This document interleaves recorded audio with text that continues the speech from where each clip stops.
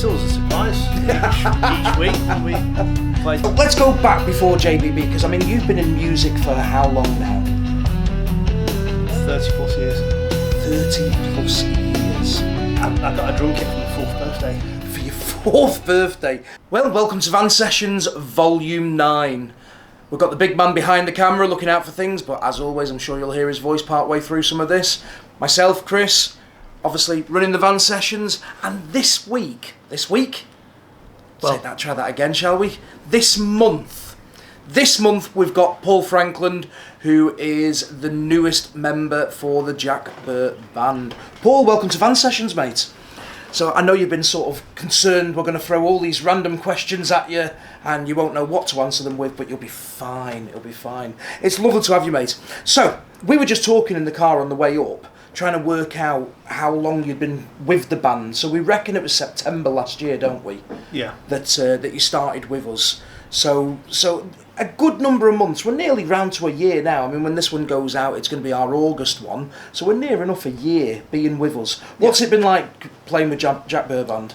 It's always a surprise each week when we play songs that we've never played before. Yeah, that's the part and parcel of the fun of it, isn't it? You know, we just keep on throwing extra ones in, because the typical thing for bands is you get together and you have a practice and you run through stuff and you try new things out. And JBB have never really been that sort of a band, no. So it keeps us all on our toes in that respects, really. I mean, I've got to say, from the perspective of myself and Andy, as far as we're concerned, we're loving the intricacies, the little different fills, the little bits that you're throwing into songs, even though it might be this is the first time you're playing it. You know, it doesn't feel like it's not the first time you've ever played it with us. Obviously, you might have played it with other bands, but from our perspective, we feel we're really enjoying it and finding those different sort of fills that you put in. It's absolutely great fun. It really is. We're absolutely loving it. So let's go back before JBB, because I mean you've been in music for how long now? 30 plus years. 30 plus years. Wow. So that's drumming, and also I know you DJ as well. Yeah. Is it just drumming and DJing? Yeah. Just drumming and DJing. That's your basic part. Some sound teching. Some sound teching as well. Man of many talents. We nearly needed a sound tech for this. It wasn't playing ball. Yeah, very true. Ago. Very true. We were having issues with the microphone, but the big man was on it. He got it sorted. Jobs are good. And okay, Paul. So take us back. When did you first start playing drums? Let's go drums. Drums. I got a drum kit for my 4th birthday. For your 4th birthday? Were your parents mad? Well, and I know I've done it for godchildren in the past, where I've got them a toy or something like that that's just going to make a lot of noise, and I'm just like, well, it's not my problem. So go on, 4-year-old? Yeah. Was that it then? You were bitten by it at 4? Yeah, I've pretty much played continuously since then. Had lessons for around 10 years until more or less when I finished high school. Wow. So when did you then join your first band then? I suppose my first official band was when I was still at school. It was a band with some other school friends. Excellent. Yeah, I mean, I started off with something that way as well, doing something with some friends in the school setting sort of thing. We only ever did one gig and that was it. So, what? Do you remember the name? Remember the name of the band? What it was called? Yeah, they were called Grandad. Okay, why called Grandad? I have no idea. You've no. I love that. Let's call the band Grandad. Why? No idea. There probably was a reason, but it's 30 odd years ago. But it evades you in that respect. Loving that. Absolutely brilliant. Okay, so where did we go to from there then? So we've finished with Grandad, finished school. Where have we gone to now? Well, while I was still at school, child labour laws weren't in back in them days. I used to stand in some of the local working men's clubs. Oh, brilliant. So was that the setup that they normally had, keyboardist and drummer, or organist and drummer, doing it that way? Yeah, backing some local cabaret singers. Amazing. Did you have the same, because I mean a lot of working men's clubs as well, sort of, they call it a changing room, but it's more of a closet, a very tiny space. Yeah, I came out of the closet many times. I think that's another show. Brilliant. I've done some stuff working in theatres and on tours. Right, okay, so you can read the dots as well and stuff like that? Yeah. Yeah, Amazing sight reading. A couple of seasons at Blackpool Tower Circus, which was a strange gig. Hey, Blackpool Tower Circus. I've only ever obviously seen it from being an audience member. What's it like watching it from sitting, because they sit up sort of top part, don't they? What's it like sitting up there looking down at everything going on? Yeah, you tend to be a bit more involved in what you're doing and not really watching the show. I mean, you have to have one eye on the show because that dictates some The of timings. the parts. Yeah. Somebody falls off something, then you're moving swiftly to the outro. Have you ever played abroad, or has it always been the UK? No, I've played abroad. I lived out in Malaysia for a few years. Wow. So I played whilst I was out there. So what was it like playing out in Malaysia? Was there a particular setup you had to go with, or? Yeah, it's a very different kind of style. The bands there do 6-7 nights a week, 4 sets a night, 40 to 50 minute sets per night. I'd be dead. I wouldn't be able to do that. I wouldn't be able to cope. And a couple. Often we'll do 2 afternoons a week because the bands are expected to be pretty much playing the top 40.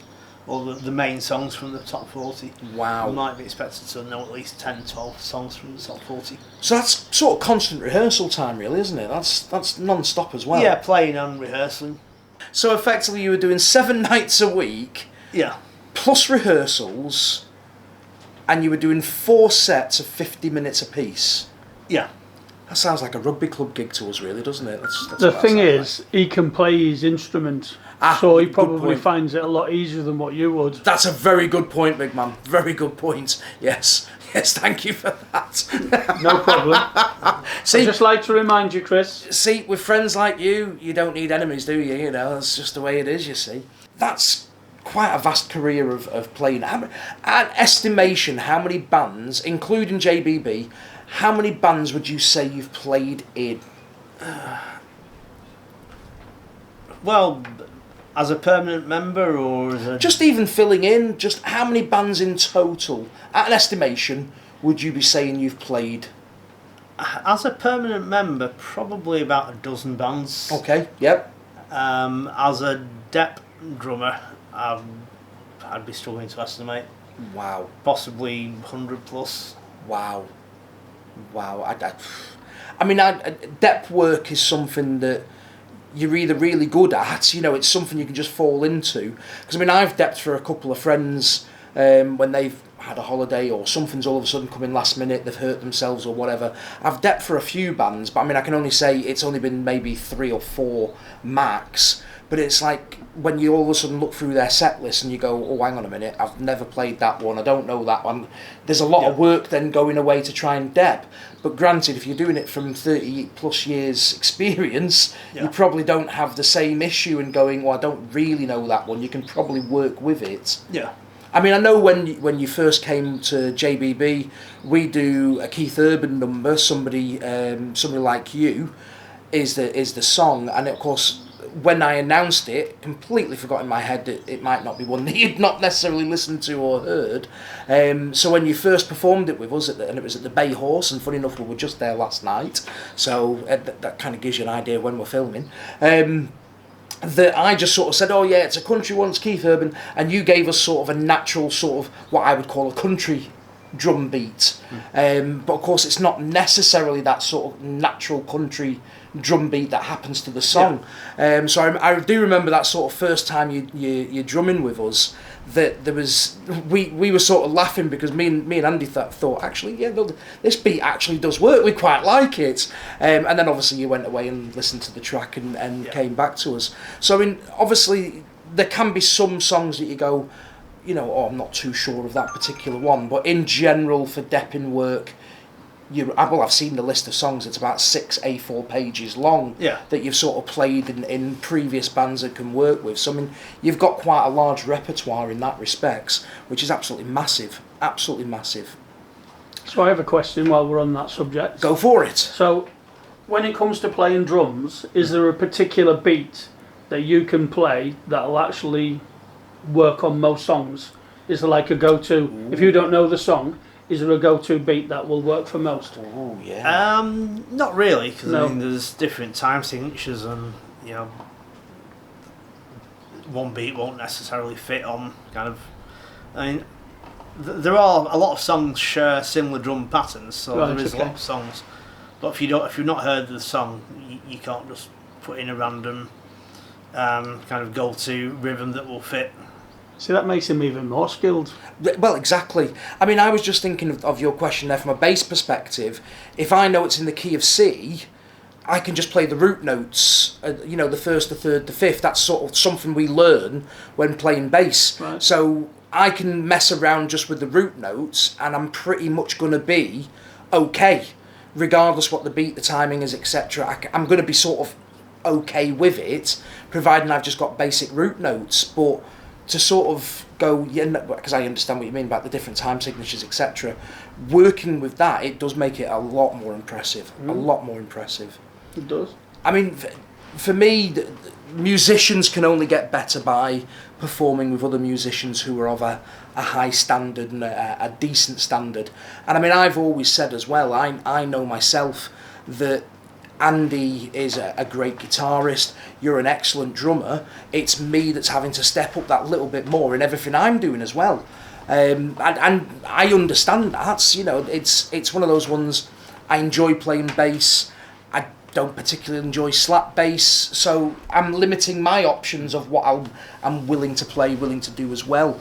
So I mean, I understand most definitely the way certain things go with that, but I mean, being able to just sort of jump in, I mean, we played a gig on Friday this week, and we were talking about it on Saturday, that we dropped in a song that we hadn't done as a band, and you were unsure, so I just all of a sudden, as I do, announced we're going to do this Bob Dylan number, but over the years loads of artists have done it, including Guns N' Roses. Here's a little song called Knocking on Heaven's Door, and I didn't even register with me that we'd never played the song with you. Yeah. So what went through your head at that point? Because obviously you're now trying to think Knocking on Heaven's Door. That's all you've been told.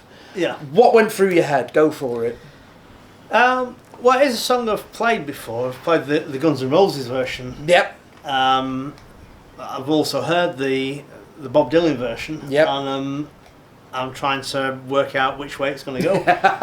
if it's suddenly going to crank up with guitars and heavy Guns N' Roses sound, or if it's going to be quite a stripped back Bob Dylan sound. And I'm thinking, the heavy drums might not work over the acoustic guitar Bob Dylan version. And of course we play sort of neither version really. Yeah. Because of course also you got the Clapton version as well. Avril Lavigne did a version of it. I mean there's loads of people who've done their versions of it and put their stamp on it. And we've sort of done our own interpretation and version of it as well. So all of a sudden you were introduced with Andy just playing it on guitar, and then we then kicked in afterwards. So I mean, for me on that night, and the big man was there as well, he can also comment. For me, I thought nothing of it. I thought we'd played it before. I thought it sounded absolutely brilliant. It did. It sounded really well. It sounded good. Just from my perspective, there was not a loss of a beat, of a note, or anything in respects of the playing of it. So I mean, even though you're saying that we'd never played it before, and that was something I'd completely missed on, I didn't see any difference to it, is my honest answer. So kudos for that. But again, going back to 30 odd years of experience, it just all naturally kicked in for you, even though through your brain it was running a whole different way, whole different thought process going on it. But no, I was really chuffed with what the outcome was of that particular. You just forget sometimes that it's not Phil Burr that's at the drums. This is it. I mean, Paul's seen the sort of list of songs that we've got written down that we've done over a period of time for the first set and the second set. Do that bit again, mate, because I'll just cough all over it. So you just forget that it's not Phil Burr sat behind the drums. This is very true. Very true. I mean, Phil's been or was part of the band for 20 years or something like that, maybe a little less. So there's times when I look at the list, and Paul's seen the list of songs that we've sort of got. There's sort of a first half rough idea of songs we'd do there. There's a second half. But even then, there's songs that's not written down on there that we used to do ages ago. And there's times when it just sort of, I go, oh, let's do that song because we've not done it in a while. But it's just me going, oh, we've not done that in a while, let's do it for the fun of it, and it's a great song. But I'm not thinking then, again, going back to that whole statement of normally bands would get together and practice, that I'm forgetting we haven't necessarily done that with yourself. So obviously, we've sort of, when you first joined us, we sort of went, well, here's the songs we're going to do, and we'll just keep to those songs for the first few gigs, and then we'll start throwing in extra ones and new ones that way. But yeah, it's true, I'd naturally just forget. Because, I mean, we were talking last night, people that have seen us previously, we do a version of Take a Little Piece of My Heart, which was Frankland, Janis Joplin, was it Beverly Knight? I can't remember who it was. No, it wasn't Beverly Knight. There was somebody else in the 90s did a version of it as well, and I can't remember who it was now off the top of my head. But we were talking last night, and I was saying, oh, I really love that song. I'm a big fan of Janis Joplin. But we don't do the Janis Joplin version. We're more sort of the Irma Franklin version. But then when I listened to Irma Franklin's version, I was like, actually, no, we're not. Again, we've done a Knocking on Heaven's Door, and we're in between. So it's one of those songs I've said, oh, well, we'll try and run you through when we're at a gig at some point and do a bit of work with it that way. But yeah, I forget because, I mean, even though it's only been, what we're going to say, 9, 10 months, 11 months, somewhere in that region that you've been with us, it feels like you've been with us a lot longer. It really does feel like you've been with us a lot longer. And we just keep on sort of throwing more at you. Feels that way for him as well. Yeah, Paul's wishing he never answered that message on Facebook now, that's what it is. So, let's get to how you ended up joining with JBB. Let's get to that one. So, Phil had announced to Andy, myself, and the big man that he was going to have to step down. His hands weren't able to sort of work with the drumsticks anymore, holding the drumsticks anymore, and he was just going to concentrate on a side project band, Connecticut, and he was just going to be singing for them. So at that point, it was, right, okay, put the feelers out, we need to try and get a drummer. And it just so happens you were drumming with a good friend of the band's, Dom, and Dom plays both guitar and bass as well, but it was bass he was playing in the band that you were in, wasn't it? And Dom just said, oh, it just so happens that the band that he was in with you have just folded, and you might be interested in some work. Yeah. So, I mean, it was literally an out of the blue. Dom dropped me your number, I messaged you, and you came down to one of the gigs we were at. Yep. So what did you think of the whole? So obviously, talk us through. Obviously, this band had just fallen down. Message through from me and turning up at the venue. What's sort of gone on there? Well, that's pretty much it. Pretty much it. Yeah. What were your thoughts on it? What were did you have a look at what we've done? Did you have a nosy at anything? I just came down that night and had a look, and I thought it seemed like a really kind of tight playing and. From Andy, anyway. Yeah. Was that the Travellers? Travellers, yeah. We were playing at the Travellers, that yeah. was the night I celebrated my birthday. It was, yes, drinking copious amounts of it. You certainly did. So you managed to see JBB from the outside perspective, from an audience perspective, and you thought, that you were interested, you quite liked the idea. Yeah. Okay, so we had a chat. We had a bit of a chat between the first half and the second half of our sets. End of the night, we said goodbye. We'd get you down for a jamming session was what we'd sort of said, wasn't it? Yeah, so that was the Friday. That was the Friday. Yeah. Go on then, so talk us through what happened. You tell us what happened. So I left from the gig on the Friday with a hangover. Went to my little boy's football the following morning. Mm-hmm. Half asleep. And I think you called me up whilst I was at the side of the touch lines to cover that night. Yep, exactly it. Yeah, so we were going to be at the Bay Horse, and unfortunately Phil was not very well at all. In at the deep end, we love it. That was it. That was it. From first contact to playing the gig was 24 hours. 24. Well, less than 24 hours, technically speaking. With a hangover. And you'd been out most of the day as well, so you'd not even managed to sort of sit down and go, right, okay, let me run through a few things with me, because as circumstances would be, we're literally just round the corner from each other. Yeah. So it wasn't even like we could get together beforehand and just do a few bits together. It was literally turn up on the night and we'll work with it from there. Yeah. And yeah, that was, for me, I think that was a very defining moment for JBB, let alone anything else, because that was the first time that we'd sort of brought anybody in for a one-off where there'd been zero practice in any way, shape or form. Because, I mean, obviously, you've not lived through one of our Christmas parties at the Washington yet. So, pre-warning, there tends to be a bit of messing around and joking around and some people joining us randomly. However, I will generally have met with those people and will have done some work beforehand, but I've never let Andy and Phil know what's going on. So obviously it's going to land on you this Christmas time. Basically, he spends 3 months rehearsing with somebody to do something on the night, keeps it from you, keeps it from Andy, and then just drops it on you on the night. So it'll just be a normal gig then. Normal gig! Brilliant. Okay, Paul, so you ended up just being sort of landed with us for that one gig. Yeah. I mean, it wasn't just Andy and myself making that decision. We had the big man there. We had some friends of the band, some fans of the band there as well.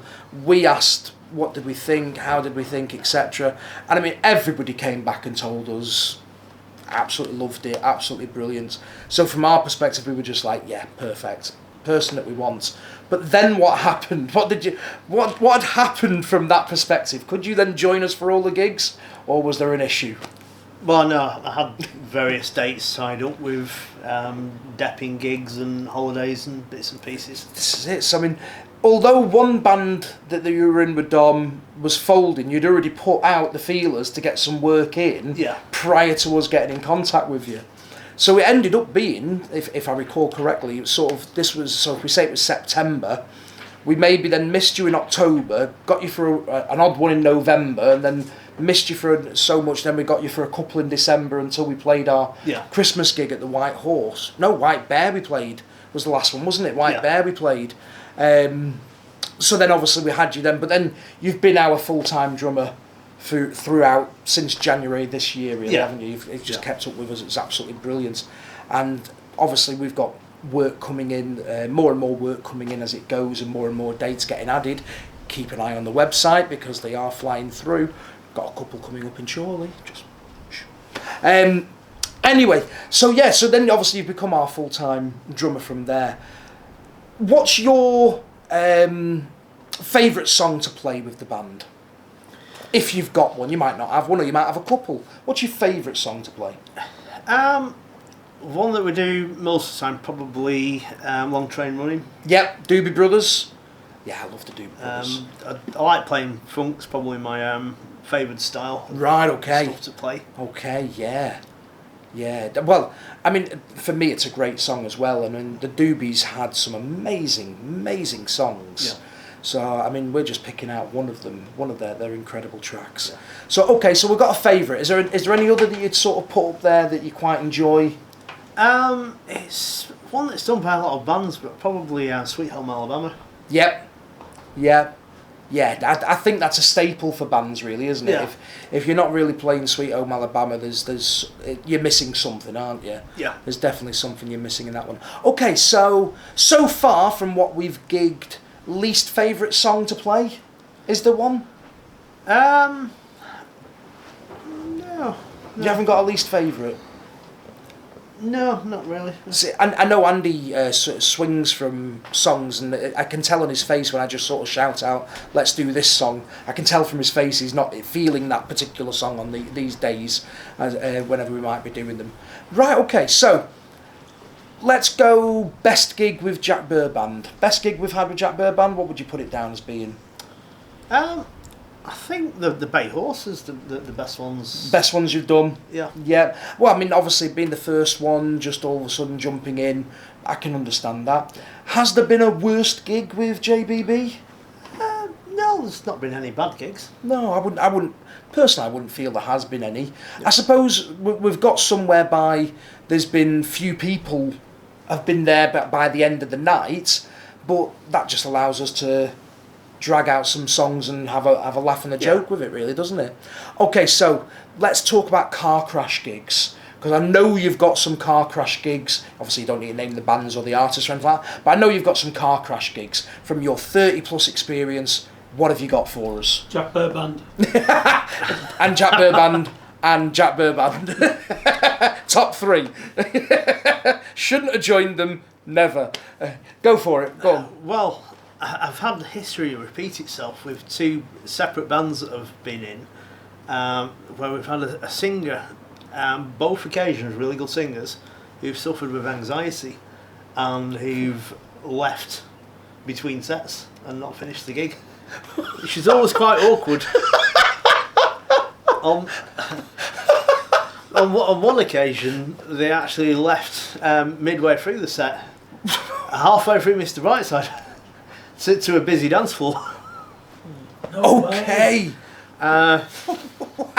Right, talk us through that first one then. Go on. So you've had a singer, middle song of Mr. Brightside, dance floor's full. All of a sudden, they've just gone, see you later, cleared off. What have you done? Well, finished the song, then look round at each other, thinking, are they coming back? They don't appear to be. So how long did you give it before you sort of thought, he's not coming back?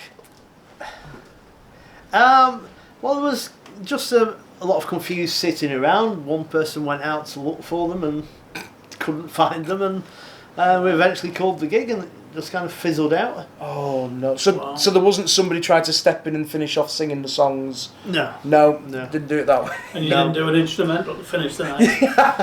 The Cream scenario where the band first, after they'd created their first album, went out on tour with like 10 songs, played all 10 songs, and then went, just go back to the first song and do a drum solo, and now go on to the second song, do a bass solo. That was true. Cream actually did that. Ginger Baker, Jack Bruce, and Eric Clapton just went out and basically did the 10 songs over and over again, and that's when the sort of 20-minute drum fill by Ginger Baker was created. The one thing that resonates with me about Paul's story is, why do you need a singer? JBB don't have one. They have a howler. They don't have a singer, do they? So, well, I'd already learnt a lesson from a previous car crash on trying to fill in for the singer. Okay, go on. Let's hear for this one. That was a car crash. So I played in a band. I was singing guitarist. I can't remember why they couldn't do the gig. Our bass player was also quite a decent guitarist and he knew the set. Okay, yeah. So we got in a friend of mine to cover on bass. Right. This was a week before the gig, and we got recommended a singer to stand in. So we were going to do it as a 4-piece. Right, yeah. Our bass player taking guitar, my mate filling in on bass, and this singer. So the replacement singer we got let us down a few days before. So they then recommended a replacement. So the replacement singer you got in then couldn't do the gig, Yeah. and they offered you somebody else, so you got a replacement for the replacement singer. Yeah. So the gig was on a Friday, and we arranged a rehearsal Excellent. with Yep. this replacement singer Excellent. for the Yep. Thursday before the gig. Right. So they turned up to the rehearsal. I was drumming. Our bass player had switched to guitar. We had a mate who never played with the band before. He was standing in on bass. Standing on bass, right? Okay. So replacement bassist, replacement singer, and replacement guitarist. But who is the bassist? Yeah. Okay. Yep. I'm just laying it all down, so we got it all right. Go for it. So we've done the rehearsal, and this singer is beyond awful.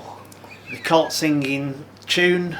They're screaming. They're over singing. They're shouting.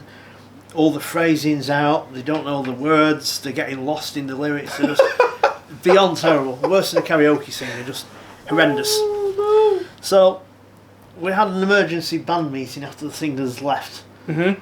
at 11 o'clock at night after rehearsal, night before the gig, less than 24 hours to the gig, and like, what can we do? We can't go and do a gig with him. He's horrendous. So I had this bright idea. I thought, well, I know the songs ish. You know, I hear them every week. So the old drummer, who was still friends with the band, he'd left because he'd had a young child. We said, can we get him to come back and do the gig, and I can just focus on singing the songs, because I'm going to have to read the lyrics. I can't read them and play at the same time. So we phoned him up at 11 o'clock at night. He's agreed to do the gig. So we're now limited to the songs that he knows that the band previously did before I joined them, 2 years previously, and the songs that the stand-in bass player knows, and the songs that the regular bass player knows how to play on guitar. So we've come up with this set. It's not ones that I've picked because I think I might be able to sing them. It's just this random set of songs that we collectively all know, or at least they know some of them. So no chance of a rehearsal. I was working the next day, gig the following night. We've gone to the gig. That's when I discovered I'm not a singer.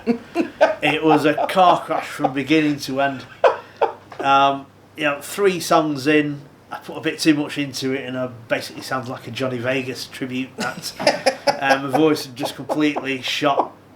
After singing the first 2 or 3 songs, I just strained my voice, couldn't sing. Several songs, I started off singing them, and it was a car crash in slow motion, because I realised as I was singing the verses that the choruses went up quite a bit, and I had no more vocal range to go up for the chorus. And it was a quiet bar, there was like 10 people in, so all I could do was get to the chorus and turn the microphone round, and there was nobody singing back. So, like all poor vocalists do, it gets to the bit in the song you can't sing, you point the microphone at the crowd, and the crowd are just sat there like this.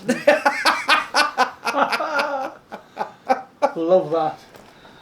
One that springs to mind was I'm Just Looking by Stereophonics. I thought it was a nice mellow song. Then I realised apparently it's a high A in the chorus that no normal person can sing. Another fun one we did was Mr. Brightside. Yep. Excellent. Yeah, great track. The guitarist, the bass player who was playing guitar, did mention that they haven't had time to work out the intro, because apparently it's quite tricky to play. It's an awkward position to get your fingers into. So he said, we'll do it. Fine with the rest of the song, just the intro, we'll go straight in to the vocal bit. He'll just do the chugging. The dun dun dun dun dun dun. To ease the pain of the gig, I had a few drinks to make everything seem all right. So he started the chugging without the iconic intro and Mr. Brightside, and what I heard was all the small things. So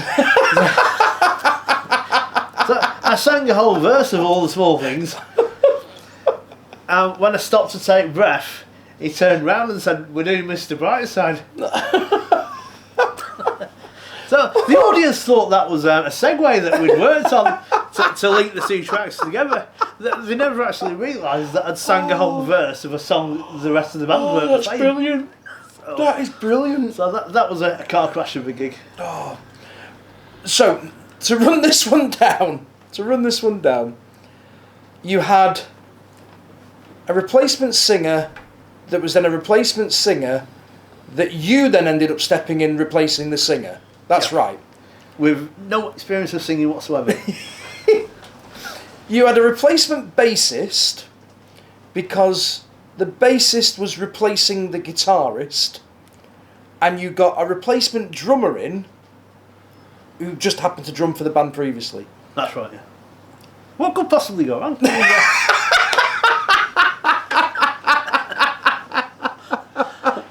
I mean, when you break it down like that, I mean, it's that's a perfect setup. That nothing should have gone wrong with that at all. No. Nothing at all.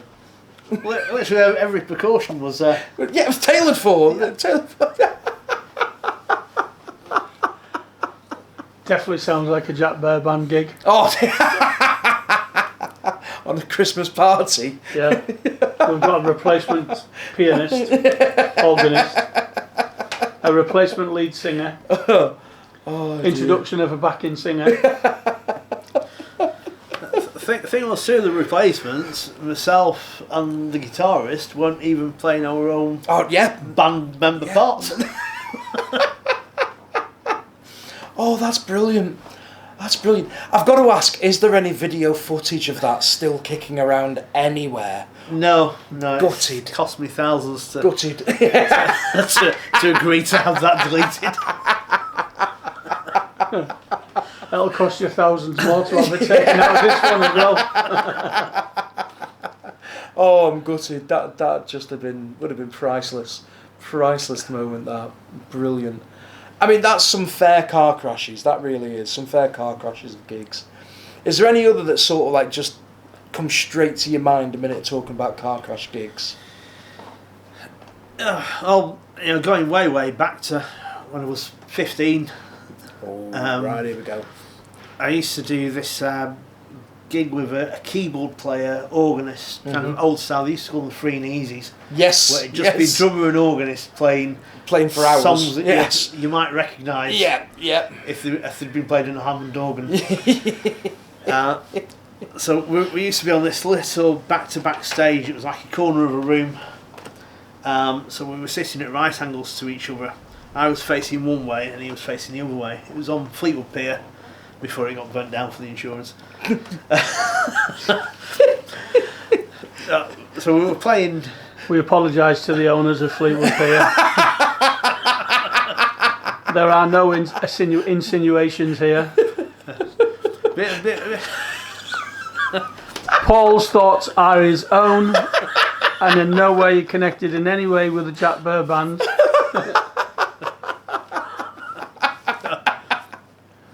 So a regular feature of that gig was that the keyboard player was quite a heavy drinker. Oh, brilliant. Yes, always helpful. Often as I was playing, I'd noticed that the organ music had stopped, and I'd turned round behind to see him having fallen off his stool, shouting, play a drum solo, whilst he dragged himself back to the stool. Oh, brilliant. Oh, why could I not be associated with that band? Oh, that's absolute dynamite stuff. Really we used to do medleys as well. Of course, yes, naturally. Not intentional, but because he would get drunk to the point that he'd forget during the middle eight which song that he'd been playing.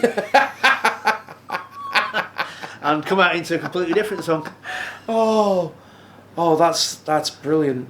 That's absolutely brilliant. So playing with Jack Burr then must be quite boring, really.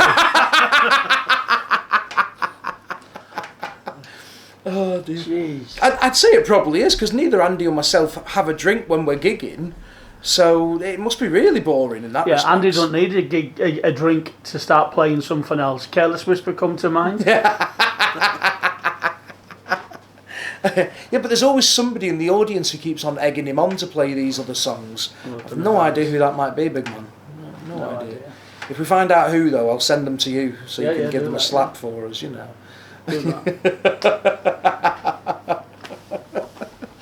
Oh dear, Paul. Okay, so we've done the where you started and everything you've done in between. 30 plus years of going for it. We've covered you coming to Jack Burr Band and working with us now. We've covered car crash gigs. I think there's only really a few parts for us to sort of go with here. From the perspective of continuing to play, how much longer do you feel you're going to play for? Probably as long as I physically can. Yeah, no expiration date in your mind, you're just going to keep going for it. Yeah. And funny enough, that's exactly the way that Andy and I have said. We just want to keep on going until we physically can't do it anymore. Yeah. Which effectively is what Phil Burr did as well. Until he couldn't do it anymore, just kept on going until he couldn't do it anymore. That's good news for us, because obviously, as far as we're concerned, we don't want you going anywhere else. We want to keep you for as long as we humanly possibly can. So that's good news for us. Any advice for somebody who is wanting to get started learning to play drums?